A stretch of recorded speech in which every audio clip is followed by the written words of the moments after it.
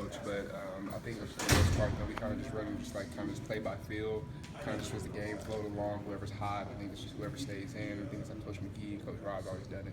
Did Orlando seem upset? No, he didn't seem upset. He's real supportive. He was helping me out. He was telling me stuff I couldn't see from the sideline onto the field, and I was telling him back from the field to the sideline. So.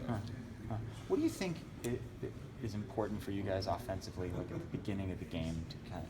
What do you need to do to kind of get things going? I mean, where you're kind of unable to this last game. It was a 3 and out, and never really able to get that rhythm. I mean, obviously we got to just get a rhythm, like you said. But I mean, once we get a jump out and we start getting up tempo and certain teams start trying to play catch up, that's when it makes it hard because I think we're very well conditioned, one of the best conditioned teams in the country. So I think once we kind of get a jump and we have like momentum going, and then once we start running, hurry up, and people start falling behind, that's how we start getting ahead. Thank you. Nick, can you tell me about kind of the mentality of the team right now, after obviously disappointing loss? I mean, it was definitely a heartbreaker. I mean, we came in when we started slow, so it was definitely on us. The defense played their ass off. We can't blame the defense at all. And started really slow, and we started to pick stuff back up. We just simply ran out of time. Usually, the offense is the one who's kind of carrying the workload, and the defense has struggled notoriously in the past. Now that week one, the roles were reversed. How did that affect the offense, if any? No, I wouldn't say it really affected the offense. I mean, it was just kind of just simple fact we just started out slow. We had to make a few adjustments at halftime, and once we got in halftime, through the film, the game started to kind of like flow a little more. There was less 3 and outs, and then eventually we just started flowing, started running. So really, I think what it was the halftime adjustments. Mm-hmm. How tough is it to kind of face that live fire for the first time after some time off there? You definitely get a little anxiety about it because, I mean, you have been going so long without hitting anybody else, you can hit your team, so you got to play smart with your team, and once you get out there, you got to just let go. But, I mean, for the most part, though, once you get over the initial hump, I mean, it's just all downhill from there. I know coaches talk about balancing carries, but he was right in the hot hand. Personally, for you, do you want all the carries? Do you like is there a certain magic number for you where you feel like you get a rhythm but not get beat up? Or I mean, no, not really. I mean, I've always just been like a go with the flow kind of kid. So I mean, coach. I'm gonna do whatever coach thinks is best. I mean, he rolls a hot hand. I mean, we've always played it like that. Even back when I was a freshman, Terrace was here. We always switched off. The series, and just kind of depends on the game flow. And going back to the video, did you see anything maybe you'd like to get back, or where you'd like to get back, or do you feel like you saw your holes pretty well? I think I've seen some pretty well, but there were some that were on me during the beginning of the game. I wish I could probably have a few of them. Probably made a few more here and there. Probably could have changed the outcome or something like that. But I mean, for the most part, I'm pretty happy overall with that. I'm happy with my line.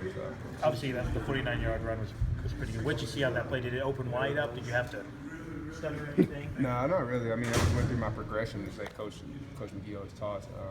Just went the first 2 steps, saw it, so I cut back, and pretty much just gone. What's it like for you to finally get back in that groove that we saw you in pretty much the entire season in 2014?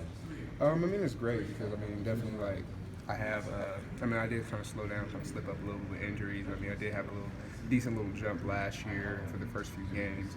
But, I mean, it's great just kind of be back in stride and just kind of just get my rhythm going how I used to.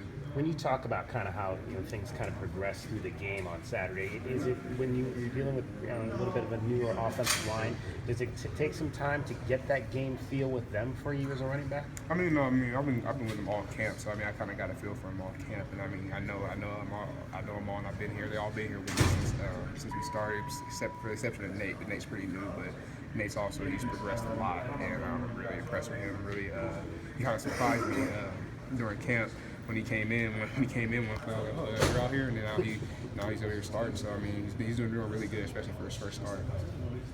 Is there any other players that have just kind of really surprised or stepped up the game in the last season?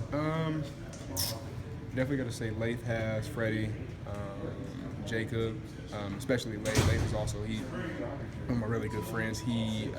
I know it seems like he understands the game more, and he kind of understands like his blocking concepts more. And I'm trying to think who else. Samaje, Nate, I mean, of course, all the veterans. Everybody just kind of progressively stepping up the way they should be. And who's kind of been the unsung leaders of the offense? Unsung leaders.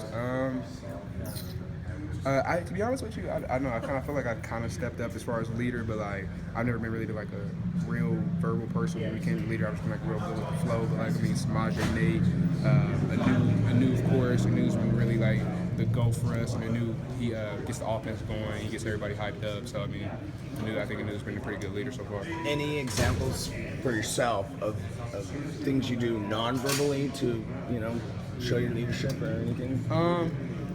No, I've always been a action speaks louder than words person. I know I've always felt like once if just in any player, but I mean I've especially noticed it with myself. But once you start kind of get going and you start showing the team that you're executing right and you're doing great, they usually follow suit, and that's when the game starts flowing and everybody starts clicking.